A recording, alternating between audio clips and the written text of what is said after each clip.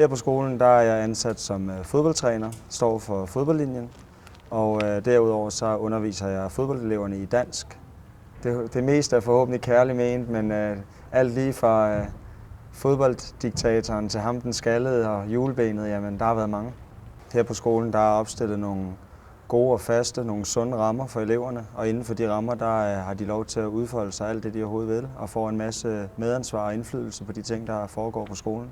Forskellen på at gå i folkeskole og gå på EVN, det er, at man har et eller andet, specifikt man brænder for. Om det er fodbold, basket, musik, teater, hvad det er, så kommer man på efterskolen i Nyborg, fordi man er seriøs omkring det linjefag, man har.